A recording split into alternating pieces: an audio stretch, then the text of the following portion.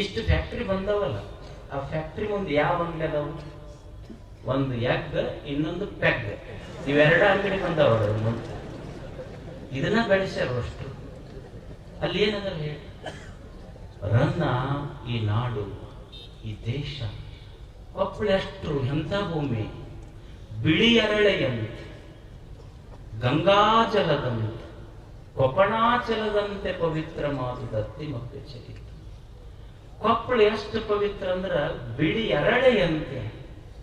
ಈ ಊರು ಎಷ್ಟಿತ್ತು ಅಂದ್ರ ಹಿಂದಕ್ಕ, ಈಗ ಫ್ಯಾಕ್ಟ್ರಿ ಬಂದಾಗ ಅಲ್ಲ ನಾ ಹೇಳುದು, ಇದಕ್ಕಿಂತ ಮೊದಲು ಬಿಳಿ ಅರಳೆಯಂತೆ, ಈಗ ಬರೀ ಕರಿ ಅರಳೆಯಂತೆ, ಗಂಗಾಜಲದಂತೆ. ರನ್ನ ಎಷ್ಟು ಚಲೋ ಮಾತು ಹೇಳ, ಎಷ್ಟು ಖುಷಿ ಆಗ್ತೈತಂದ್ರ, ಈಗ ಗಂಗೆ ಒಳಗೆ ಮುಳುಗ್ಬೇಕಂತ ತ್ರಿವೇಣಿ ಸಂಗಮಕ್ಕೆ ಹೋಗ್ತಾರಲ್ಲ, ಅವಾಗ ಗಂಗೆನೇ ತ್ರಿವೇಣಿ ಸಂಗಮ ಇದ್ದಂಗಿತ್ತು ಅಂತ ರನ್ನ ಬರೀತಾನೆ. ಕೊಪಣಾಚಲದಂತೆ ಪವಿತ್ರ. ಇಂಥ ಸಾಂಸ್ಕೃತಿಕ ಊರು, ಸಾಹಿತಿಗಳ ಊರು, ಕಲಾವಿದರ ಊರು, ರೈತರ ಊರು, ಹುಟ್ಟು ಹೋರಾಟಗಾರರು, ರೈತರು. ಇದನ್ನು ತಗೊಂಡು ಹೋಗಿ ಫ್ಯಾಕ್ಟ್ರಿ ಹಾಕಿ ಬರೀ ಹೂಗಳು ತುಂಬಿಕೊಂಡು ಕುಂತರ ಏನೈತಿ? ಅಜ್ಜರ ಮಠ ಬಿಡ್ತೀವಿ ಅಂದ್ರು ಅಜ್ಜರ ಮಠ ಬಿಡ್ತೀವಿ. ಅಜ್ಜರ ಅಂದ್ರೆ ಒಂದು ಧೂಳು ಕೊಟ್ಟು ಒಂದು ಇಲ್ಲೇ ಕುಂದಿರ್ಲ ನಿಮ್ಮ ಊರನ್ನ, ಬೇರೆ ಕೆಲಸ ಇಲ್ಲ ಮಾಡಾಕ. ಉಳಿದವ್ರಿಗೆ ದೊಡ್ಡವರಿಗೆ ಆಯುಷ್ಯ ಬಾಳ ಐತಿ, ರೊಕ್ಕ ಬಾಳ ಐತಿ. ನಾನು ಜೀವನದೊಳಗೆ ರಾಜಿ ಆಗೋ ಮನುಷ್ಯ ಅಲ್ಲ, ಏನಾರ ಕೆಲಸ ಮಾಡ್ಬೇಕನ್ನೋ, ನಾನು ಒಳ್ಳೇದನ್ನು ಮಾಡ್ತಿರ್ಬೇಕು. ಬರೀ ಏನಾರ ಯಾರು ಹೇಳ್ತಾ ಆಯ್ತಪ್ಪ ಆದೋದು ಆಗೈತಿ, ನಮಗೂ ಏನಾದ್ರು ಹತ್ರ ಕೂಡ ಅನ್ನೊಂದು ಹೊಂದ್ಕೊಂಡು ಐ ಡೋಂಟ್ ಲೈಕ್ ಇಟ್, ನಾನು ಅದನ್ನು ಮಾಡಿಲ್ಲ, ಮಾಡಕ್ಕೂ ಆಗೋದಿಲ್ಲ. ನಾನು ಏನು ಗವಿಮಠ, ಒಂದೇ ಗವಿಮಠ ಅಲ್ಲ, ಎಲ್ಲಿ ಎಲ್ಲಿ ನಿಂತಲ್ಲಿ ಗವಿಮಠವನ್ನು ಕಟ್ಟಬಹುದು. ಗವಿಸಿದ್ದ ಅದನ್ನು ಕರುಣಿಸಿದ ಅಂದ್ರೆ ಈ ಮಣ್ಣಿನ ಮಕ್ಕಳ ಬಗ್ಗೆ ಇದು ಪ್ರೇಮ ಐತಿ. ಅದಕ್ಕೆ ನಾನು ಹೇಳಿದ ತೀವ್ರತೆಯನ್ನು ನೀವು ಅರ್ಥ ಮಾಡ್ಕೊಂಡು. ಮೊದಲ ನಾವು ಹೊರಗೆ ಬಂದಿದ್ದ ಕಷ್ಟ, ಇದನ್ನೆಲ್ಲ ಯಾಕೆ ಹೇಳಕತ್ತೀನಿ ಅಂದ್ರೆ ಇಲ್ಲಿ ತುಂಬಾ ಕಷ್ಟ. ಈಗ MSP ಅವ್ರು ಹೇಳಿದ್ರು, ಅವ್ರು ಕೇಳಿದ್ರೆ ಏನ್ ಹೇಳ್ತಾರ, ಇಲ್ಲ ಇದು ಬಹಳ ಜಪಾನ್ ಟೆಕ್ನಾಲಜಿ, ಜರ್ಮನ್ ಟೆಕ್ನಾಲಜಿ ಅಂತ. ದಯವಿಟ್ಟು ಅಕಸ್ಮಾತ್ ಜಪಾನ್ ಟೆಕ್ನಾಲಜಿ, ಜರ್ಮನ್ ಟೆಕ್ನಾಲಜಿ ಇದ್ರೆ ಈಗ ಗಿಣಿಗೇರಿಯಿಂದ ಅಪ್ ಟು ಏನು ಅಲ್ಲಿ ಕುಣಿಕೇರಿ ಮಠ ಅದಾವಲ್ಲ ಫ್ಯಾಕ್ಟ್ರಿ, ಅವಕ್ಕಷ್ಟಕ್ಕೂ ಮೊದಲ ಅಳವಡಿಸಿ ಆಮೇಲೆ ಆ ರೈತರ ಮಕ್ಕಳು ಇಲ್ಲ ಇದು ಏನೂ ಪ್ರಾಬ್ಲಮ್ ಇಲ್ರಿ ಇಲ್ಲಿ ಅಂತಂದ ಮೇಲೆ ನೀವು ಮುಂದುವರಿಬೇಕು. ಅಂದ್ರೆ ಇದ್ದಿದ್ ಈಗ ಇರೋ ಫ್ಯಾಕ್ಟ್ರಿಗೆ ಅವ್ರದ್ದಿಲ್ಲ. ಇಲ್ಲಿ ಅಷ್ಟು ಕೊಪ್ಪಳ ತುಂಬಾ ಹಾಲ್ವರ್ತಿ, ಕೊಪ್ಪಳ, ನಿಮ್ದು ಕುಣಿಕೇರಿ ತಾಂಡಾಕ್, ಇದು ಎಲ್ಲದಕ್ಕೂ ಬರ್ತೈತು. ಅವರು ಮೊದಲು ಹೇಳೋದು ಜರ್ಮನ್ ಟೆಕ್ನಾಲಜಿ, ಆಮೇಲೆ ಬಂದ ಮೇಲೆ ಯೂಸ್ ಮಾಡೋದು ಇಂಡಿಯನ್ ಟೆಕ್ನಾಲಜಿ, ಆಮೇಲೆ ಫ್ಯಾಕ್ಟ್ರಿ ಶುರು ಆಗಿಂದ ಲೋಕಲ್ ಬಾಯ್ ಮಾಡೋರಿಗೆ ಲಂಚ ಒಂದೆರಡು ಬಾಟ್ಲಿ ಕೊಟ್ಟು ಲೋಕಲ್ ಟೆಕ್ನಾಲಜಿ ಯೂಸ್ ಮಾಡ್ತಾರೆ. ಆಮೇಲೆ ಅವರು ಲೋಕಲ್ ಟೆಕ್ನಾಲಜಿ ಯಾರಿಗಾರ ಒಂದ್ ರೀತಿ ಕುಡ್ಸೋದು, ರೊಕ್ಕ ಕೊಡೋದು, ಬಾಯಿಗೆ ಬಂದಂಗೆ ಒದರ್ಸೋದು, ಆ ಕೇಸ್ ಈ ಕೇಸ್ ಹಾಕ್ಸೋದು. What is this? ನಾವು ಯಾವ ರಾಜ್ಯದೊಳಗಿದ್ದೀವಿ? ಎಲ್ಲಿ ಬದುಕ್ತೀವಿ? ನಾವು ಬದುಕ್ತಾ ಇರೋದು ಕೊಪ್ಪಳ. ನಾವು ಹೀಗೆಲ್ಲ ಆಗಬಾರ್ದು. ಅದಕ್ಕೆ ಇಂಥದ್ದು ನಿಮ್ಮ ಮಗ್ಗಲಿದ್ದಾಗ ಇದ್ರ ಬಗ್ಗೆ ನಾವು ಒಪ್ಕೋಬಾರ್ದು ಅನ್ನೋದು ನಂದು ಮೊದಲಿನಿಂದ ಕೊನೆಯವರೆಗೂ ಒಂದೇ ಮಾತು.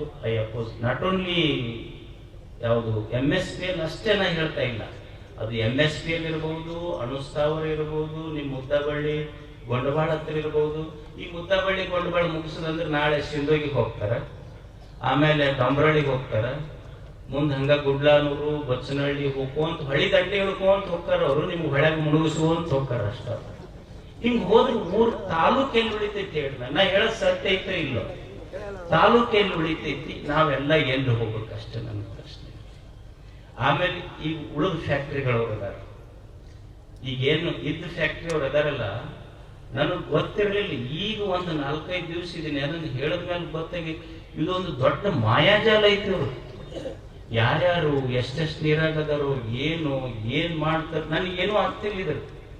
ಅಲ್ಲ, ನಿಮಗೊಂದು ಫ್ಯಾಕ್ಟ್ರಿಗಳು ಬಂದ್ರೆ ಬಹಳ ಚಲೋ ಆಗುತ್ತಾ, ನಮ್ಮೂರು ಉದ್ಧಾರ ಹೋಗಕ್ಕೆ ನಮ್ಗೇನು ಅದ್ರ ಬಗ್ಗೆ ಪ್ರಶ್ನೆ ಇಲ್ಲ. ನೀವು ಸುಮ್ಮನೆ ಸಾಮಾನ್ಯವಾಗಿ ವಿಚಾರ ಮಾಡಿ. ಇವತ್ತು ಕಿರ್ಲೋಸ್ಕರದಂತ ಫ್ಯಾಕ್ಟ್ರಿ ಇಲ್ಲಿಗೆ ಬಂದು ಒಂದು 25-30 ವರ್ಷ ಆತ. ಒಂದು 30 ವರ್ಷ ಆತ. ಕಲ್ಯಾಣಿ ಕಿರ್ಲೋಸ್ಕರ್ ಬಂದು ಒಂದು 20-25 ವರ್ಷ. ನನಗೆ ಏನು ಕೆಟ್ಟ ಅನಿಸ್ತೈತಿ ಇವ್ರ ಬಗ್ಗೆ ಅಂದ್ರೆ, ತಾವು ಇಷ್ಟು ದುಡಿದು ದೊಡ್ಡ ಶ್ರೀಮಂತರಾದ್ರು ಒಂದು ಕಲ್ಯಾಣಿ, ಕಿರ್ಲೋಸ್ಕರ್, ಈ ಮುಕುಂದ ಸ್ವಾಮಿ ಇಂಥ ಫ್ಯಾಕ್ಟ್ರಿ ಅವರು ಕೂಡಿ ಒಂದು ಗಿಣಿಗೇರಿ, ಒಂದು ಬೇವನಹಳ್ಳಿ, ಕನಕಾಪುರಕ್ಕ ಅಲ್ಲಿ ಓದುವ ಮಕ್ಕಳಿಗೆ ಒಂದು ಸಣ್ಣ ಸ್ವಂತ CBS ಸ್ಕೂಲ್ ಮಾಡುವಷ್ಟು ಬಡತನ ಐತೆ ಇವರಿಗೆ. ಗಿಣಿಗೇರಿ ಅಂತ ಊರಿನ ಮಕ್ಕಳು, ಆ ಸುತ್ತ ಹಳ್ಳಿ ಮಕ್ಕಳೆಲ್ಲ ಓಡಿ ಕೊಪ್ಪಳಕ್ಕೆ ಬರ್ತಾವ. ಒಂದು PUC arts, commerce, science college ಮಾಡುವಷ್ಟು ಬಡತನ ಇದೆನಾ ಇವರಿಗೆ? ಆ ಮಕ್ಕಳಿಗೆ ಒಂದು ಚಲೋ ಆಸ್ಪತ್ರೆ ಬೇಡ.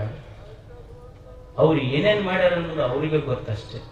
ಅದಕ್ಕ ಇದನ್ನೆಲ್ಲನೂ ಸಹಿತ ನಾ ಎದಕ್ಕೆ ಹೇಳಕತ್ತೀನಿ ಅಂದ್ರೆ, ಎಲ್ಲ ಜನಪ್ರತಿನಿಧಿಗಳದ ಇದಕ್ಕೆ ಕೊಪ್ಪಳಕ್ಕೊಂದು ಈ ಕೃಷಿ ನೀತಿ ಅಂತ ಹೆಂಗ್ ಮಾಡ್ತಿರಲ್ಲ, ಹಂಗ ಕೊಪ್ಪಳಕ್ಕೆ ಒಂದು ಸ್ಪೆಷಲ್ ಕೈಗಾರಿಕಾ ನೀತಿ ಬೇಕಾಗೈತಿ.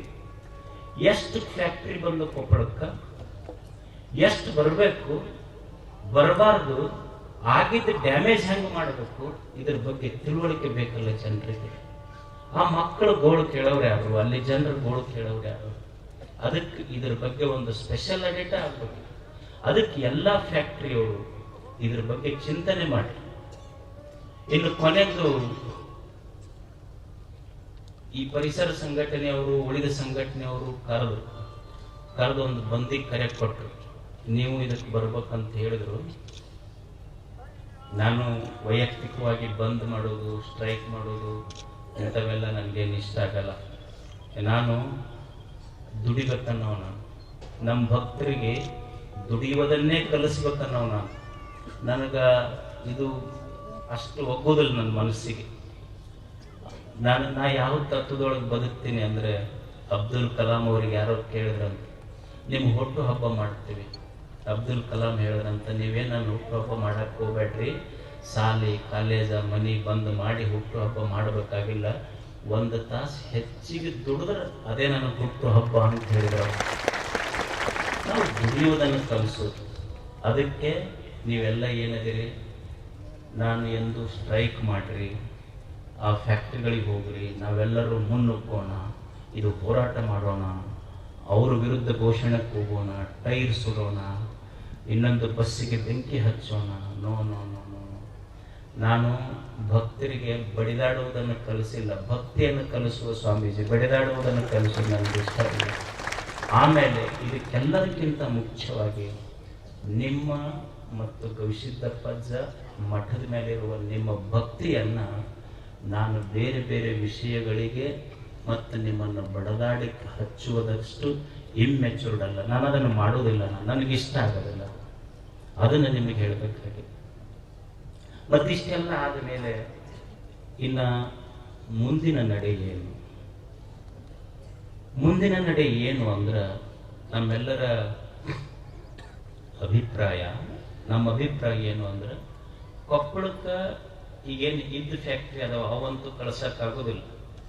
ಇದ್ದ ಫ್ಯಾಕ್ಟ್ರಿಗಳು ಮೊದಲು ಎಕ್ಸ್ಪೆನ್ಷನ್ ಆಗಬಾರ್ದು. ಈಗೇನದವ ಅಷ್ಟು ಉಳಿ. ಮತ್ತು ಅವರಿಗೆ ಏನೇನು ಟೆಕ್ನಾಲಜಿ ಯೂಸ್ ಮಾಡಿ ಜನರ ಬದುಕನ್ನು ಬದುಕಿಸ್ಬೇಕು, ಅದನ್ನ ಎಲ್ಲ ಸರ್ಕಾರ ಅದ್ರ ಬಗ್ಗೆ ಬಹಳ ಗಂಭೀರವಾಗಿ ಚಿಂತನೆ ಮಾಡಬೇಕು. ಟೆಕ್ನಾಲಜಿ ಏನು ಯೂಸ್ ಮಾಡಿ ಅದನ್ನ ಇದ್ದ ಫ್ಯಾಕ್ಟ್ರಿಗಳನ್ನು ಸರಿ ಮಾಡಬೇಕು.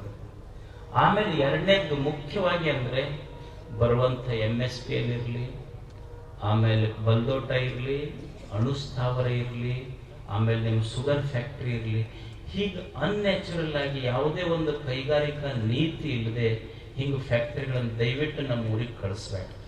ನಮ್ಮ ಹುಡುಗರು ಹೇಳಕತ್ತಿದ್ರು, ಆ ಬೆಂಗಳೂರಿಗೆ ಏನೋ ಕಡೆ ಒಂದು 1000 ಎಕರೆದ ನಾಲೆಜ್ ಪಾರ್ಕ್ ತಗೊಂಡು ಹೋಗ್ಯಾರ. ಅಲ್ಲ, ನಾನು ನಿಮ್ಗೆಲ್ಲರಿಗೆ ರಿಕ್ವೆಸ್ಟ್ ಮಾಡ್ಕೊಂತೀನಿ, ಅಲ್ಲ ನಾಲೆಜ್ ಪಾರ್ಕ್ ಆದ್ರೆ ಅವ್ರಿಗಂತ, ಇವು ನಾಯಿ ಕರೆ ನಾಯಿ ವಾಂತಿ ಮಾಡ್ಕೊಳ್ಳೋವೆಲ್ಲ ನಮಗಂತೀವಿ. ಅಲ್ಲಂದ್ರೆ ಇವು ಬೀದಿ ಕರೆ ನಾಯಿ ಹೋಗಿ ಉಳವು ನಮಗ್ ಕಳಿಸ್ತಾರ. ಚಲೋ ಕಂಪ್ನಿ ಲ್ಯಾಬ್ರಡಾರ್, ಜರ್ಮನ್ ಶೆಪರ್ಡ್ ಎಲ್ಲ ತಾವು ಇಟ್ಕೊಂತಾರ ಅಷ್ಟು. ಹಿಂಗಂದ್ರೆ ಹೆಂಗ? ನಮ್ಮ ಮಕ್ಕಳು ಯಾವಾಗ ಬೆಳೆಯೋದು? ನಮ್ಮ ಮಕ್ಕಳು ಹೊಸದನ್ನು ಕಲಿಯೋದು ಯಾವಾಗ? ಮತ್ತು ನಮಗೂ ಇದು ಬೇಕಲ್ಲ. ಇದ್ರ ಬಗ್ಗೆ ಸರ್ಕಾರಗಳು ಚಿಂತನೆ ಮಾಡಲಿ ಅಷ್ಟೇ. ನಾವು ಎಂದು ನಿಮಗೆ ಹೇಳ್ತೀನಿ, ಸರ್ಕಾರದ ವಿರುದ್ಧ ಧ್ವನಿ ಎತ್ತೋದು, ಹೋರಾಡೋದು, ಅವ್ರಿಗೆ ಬೈಯೋದು, ಇವ್ರಿಗೆ ಬೈಯೋದು, ಅಲ್ಲಿ ಸ್ಟ್ರೈಕ್ ಕುಂದ್ರೋದು, DC ಆಫೀಸ್ ಮುಂದೆ ನೀವು ದುಡಿಯೋದು ಕಲೀರಿ, ಸ್ಟ್ರೈಕ್ ಗೀಕು ಅಂಥವೇನು ಬೇಡ. ನಾವು ನಮ್ಮ ಹೋರಾಟ ಅದು ತಾತ್ವಿಕವಾಗಿರಲಿ, ಸಾತ್ವಿಕವಾಗಿರಲಿ, ಪ್ರೇಮದಿಂದ ಪ್ರೀತಿಯಿಂದ ನಾವು ಸರ್ಕಾರವನ್ನು ಎಚ್ಚರಿಸುವ ಕೆಲಸ ಮಾಡೋಣ, ಅವರಿಗೆ ಇಲ್ಲಿ ಆಗ್ತಕ್ಕಂಥ ಅನಾಹುತಗಳನ್ನು ತಿಳಿಸೋಣ. ಇದು ಒಂದನೇದು. ಎರಡನೇದ್ದು, ಇವ್ರಿಗೊಂದು ಸ್ವಲ್ಪ ಭಯಣ ಎಲ್ಲ. ಎದಕ್ಕಂದ್ರೆ ನೀವು ಕೊಪ್ಪಳ ಜಿಲ್ಲಾದಾಗ ಆರ್ಎಸ್ದಾಗ ಒಮ್ಮೆ ಮಿನಿಸ್ಟರ್ ಆದ ನಮ್ಮ ಡಿಸ್ಟ್ರಿಕ್ಟ್ ಮಿನಿಸ್ಟರ್, ಮತ್ತು 7-8 ಸಲ MLA ಆಗಿ ಆರ್ಥಿಕ ಸಲಹೆಗಾರಾದ ರಾಯರೆಡ್ಡಿ ಅವರಿದ್ದಾರೆ, ಮತ್ತು ಸೋಲಿಲ್ಲದ ಸರ್ದಾರ್ ಅಂತೇಳಿ ಹೆಸರು ಪಡ್ಕೊಂಡು ನಿಮ್ಮ ರಾಘವೇಂದ್ರ ಹಿಟ್ನಾಳ್ ಅವರು ಅದಾರ, ಮತ್ತು ನಮ್ಮ ರಾಜಶೇಖರ್ ಹಿಟ್ನಾಳ್ ಅವರು ಅದಾರ. ಅಲ್ಲ, ನಿಮಗೆ ತಾಲೂಕಿನೊಳಗೆ ಒಬ್ಬ ಆಫೀಸರ್ ಬದಲಾಗಬೇಕಂದ್ರೆ ನಿಮ್ ಲೆಟರ್ ಇಲ್ಲಾರ್ದೆ ಬದಲಾಗೋದಿಲ್ಲ. ಮತ್ತೆ ಯಾರ್ಯಾರು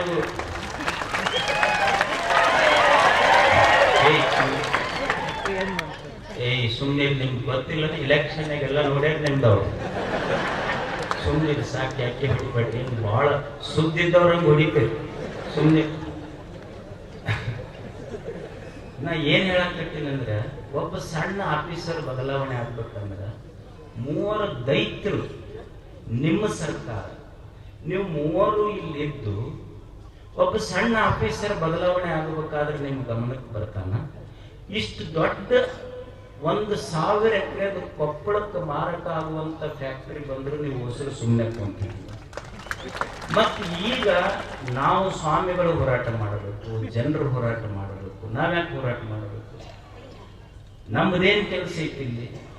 ಸರ್ಕಾರ ನಿಮ್ಮದೈತೆ, ನಾವು ಏನು ಕೇಳುವುದಿಲ್ಲ ನಿಮಗೆ. ನಾವ್ಯಾರು ಸ್ಟ್ರೈಕ್ ಮಾಡೋದಿಲ್ಲ, ದುಡಿಯೋದು ಬಿಟ್ಟು ಕೋರ್ಟು ಕಚೇರಿ ಅಡ್ಡಾಡ್ಬೇಕಂತ ಕೋರ್ಟು ಕಚೇರಿ ನಾವ್ ಯಾಕೆ ಹೋಗೋಣ? ಏನ್ ಕೆಲಸದಲ್ಲಿ ನಮಗೆ ರೊಕ್ಕ ಕೊಡೋರು ಯಾರು? ಅಡ್ಡಾಡೋರು ಯಾರು? ಈಗ ಸರ್ಕಾರ ನಿಮ್ಮದೈತಿ, ನೀವು ಸರ್ಕಾರದೊಳಗೆ ಅತ್ಯಂತ ಪ್ರಭಾವಿಗಳಿದ್ದೀರಿ. ನೀವು 3 ಕೂಡಿ ಏನ್ ಮಾಡ್ತಿರೋ ಗೊತ್ತಿಲ್ಲ, ಆದೇಶ ತಗೊಂಡ ಕೊಪ್ಪಳಕ್ಕೆ ಬರ್ರಿ ಅಷ್ಟೇ. ನಾವು ಉಳಿದೇನು